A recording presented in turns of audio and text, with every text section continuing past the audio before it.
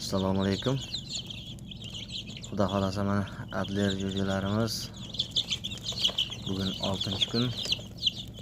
6 kunlik bo'ldi. Suvlar, vitamin suvlar ichyapti. Mana yeb turgan tuxum, ukrop, ko'katlar 6 kunda o'zgarishi. Mana shunday bo'lyapti hozir. Yaxshi, Alloh barakasini bersin. Общий soni 65 ta.